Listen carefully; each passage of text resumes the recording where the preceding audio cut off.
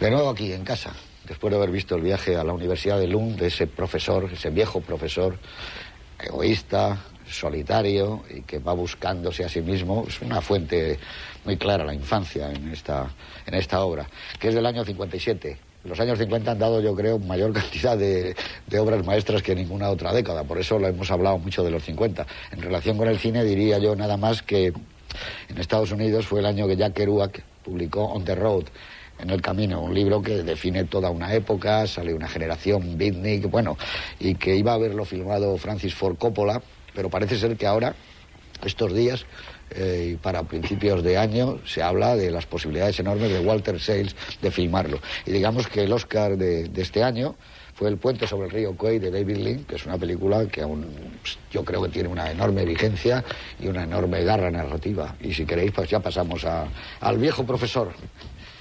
Y a su... Que decía Eduardo al principio que lo de las influencias de Hitchcock, pero bueno, donde están clarísimas es en El primer sueño, que es absolutamente, casi lo único que falta es Dalí, para que sea como recuerda, y luego ese tono de los relojes sin manecillas, esa atmósfera un poco surrealista, y a mí me parece que sí, luego hay más elementos.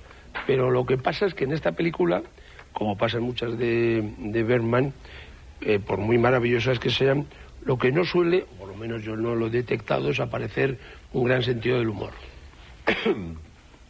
Bueno, hay algunas que sí, pero Sonrisa de verano. Hay algunas que son comedias. Que son comedias y era buen hacedor de comedias, ¿no? Ya, pero por ejemplo, una lección de amor también y otras varias. Pero normalmente no es un tipo muy divertido ni muy alegre. Es un poco solemne. No, yo creo que él es un poco el profesor. Y así se veía él ya cuando tenía 38 o 39 años. Y es un tipo, pues, como muy encerrado en sí mismo. Y luego es muy bonito, que lo has dicho, es que me ha venido a la memoria al decirlo tú, toda la parte final. A mí siempre me gustan mucho, como espectáculo, las liturgias o protocolos académicos universitarios. A mí, no sé por qué razón, quizás por como vosotros, mi talante universitario, es que me emociona ver esas procesiones civiles con el homenajeado, el que le van a dar el doctor honoris causa, como se quiera llamar. Toda esa liturgia académica es muy bonita, y en esa secuencia, que a mí me parece muy bonita, me parece muy bonito el corte que tiene violento con la aparición de la chica, que le sonríe y le saluda, que es un plano, es un momento, pero que a mí me parece que es muy emotivo, porque eso a él le devuelve mucha alegría y una sonrisa, cosa que tampoco es muy común en el personaje. Es una ceremonia, además, prácticamente muy bueno. Aparte del aspecto ceremonial, muy fordiana, que le gustaban también este tipo de muy seca, porque no permite que hable, ya está todo dicho. Es prácticamente una secuencia muda en donde es el homenaje correspondiente, los latines. Hablar los latines. No, pero parece que estás esperando que él va a dar de alguna forma el discurso, como que está escribiendo, ¿no? Hacen el elogio y él no hace hace la laudatio, pero no hace la agradecimiento. Sí, no. O sea que lo corta, ¿no? Lo de Hitchcock. Ahí me llama la atención la especial solemnidad que dan este tipo de ceremonias académicas en los países nórdicos, porque me ha recordado mucho el homenaje que hacen al poeta al principio de Gertrude, que es también llamativo, y que yo creo que en España eso, si lo ha habido, se ha perdido también. Más impresionante en Gertrude. Y luego esa cena que hay en Gertrude, ¿no? Joder, fantástica. Pero que hay un elemento... No hablemos de Gertrude, porque entonces nos estamos toda la noche. Hombre, hay un elemento, pero tiene algo que ver Gertrude, además. Sí, Bergman, sí. Porque hay un tema... Y en general, ¿no? Hay un tema del que no hemos hablado al principio, por lo menos yo no, que está muy presente en la película, que es el amor. Aquí se habla de muchas cosas, pero también se habla del amor. Hay varias dualidades. Uno es el pasado y el presente. Otra sería la realidad y la fantasía. Y otra es el amor y el desamor. Eso está clarísimo, ¿no? Y la vida y la muerte. Y la juventud y la vejez. Claro, eso, hay un juego de varias generaciones.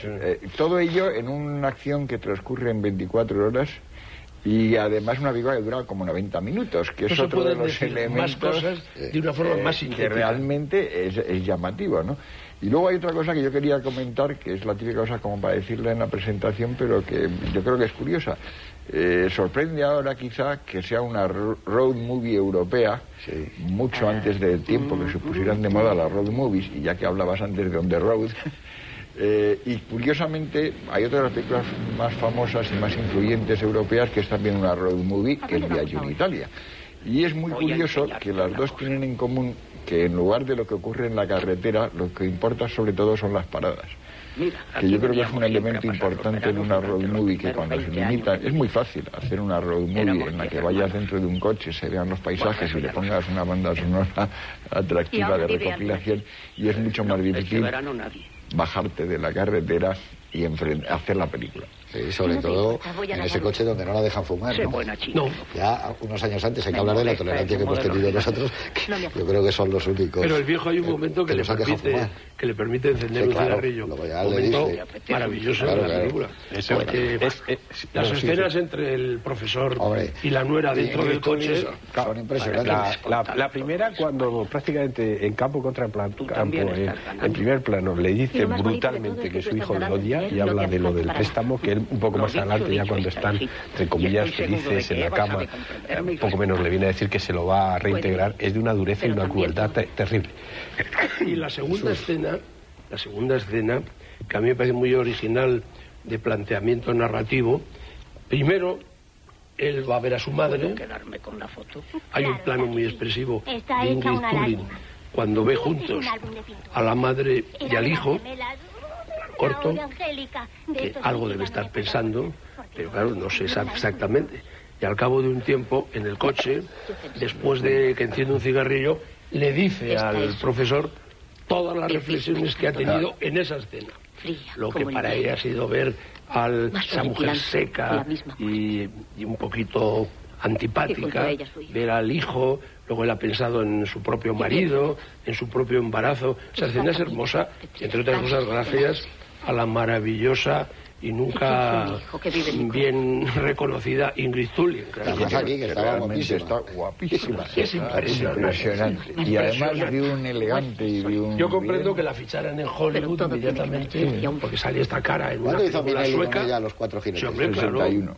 3 años después. No, esta película... Pero es muy autobiográfica. Él en estas conversaciones, que ya son antiguas, que sacó Anagrama, él dice que le sale de una experiencia personal, que fue a visitar a su abuela y que luego vio la vieja casa y se entretuvo en mirar esos paisajes, que yo creo que nos ocurre a todos. Sí, cuando vuelves a echar un flashback en tu propia vida. Eso además, Bergman siempre recurría mucho a sus vivencias personales, que las transmutaba, si quieres, pero... Y luego, al final, cuando se mete en la cama, que da la sensación que casi se mete en el sarcófago, o en lo que tú quieras llamar. Es curioso porque entonces recuerda su infancia. En el último sueño. Y hay una cosa muy bonita, que es, aparte del recuerdo de sus raíces, el recuerdo de sus padres y la imagen idílica de los padres. En aquel río, él pescando, esa imagen idílica, uno siempre piensa que a lo mejor es que está trascendida por el recuerdo, que a lo mejor los padres pues eran tan egoístas y tan nefastos, porque esa imagen, cuando dice quiero ver a mis padres, le dice a no sé, y le lleva a un sitio y se ve un plano que es casi un plano como idílico, vamos a usar la palabra, los padres, y eso casi es el final de la película. Decía Miguel en la presentación, y es verdad que la presencia, en este caso, de otro director al que la admiraba enormemente, como ha podido ocurrir con Billy Wilder y von Stroheim, ¿no? Yo creo que eso le da un plus a la película, es como le está ofreciendo algo, es como, no porque esté haciendo, bueno, no sé si le gustaba mucho el viento, o la que más le gustara, sí, pero la carreta fantasma es la de las obsesiones, y de hecho hay el carro fúnebre de los caballos del que cae su cadáver, su propio cadáver metido en el féretro y que intenta traerlo, que es una imagen que parece de la pesadilla de bueno, parte del séptimo sello, ¿no? Está muy relacionado con pero sobre todo la sensación de que está trabajando con un protagonista que ha sido maestro del cine sueco, un hombre al que él admiraba y con el que yo creo que se podría entender a ojos cerrados, porque el otro sabía que le estaba contando algo decisivo para él también, para su propia vida, Bergman, pero necesitando esa cara, ese rostro. Es que es fantástico, es que es muy difícil encontrar a un tipo con la edad exacta. Está magnífico, y además claro, tenía como 78 años. O sea, tenía la edad real del personaje, ¿no? Porque tiene 78 años. A mí una de las cosas que siempre me han asombrado en Bergman y que yo creo que se perdió en parte un poco a lo largo de los años 60 y estaba muy presente y luego lo recuperó a finales de los 80 y los 90 es la presencia del teatro. Aquí muchos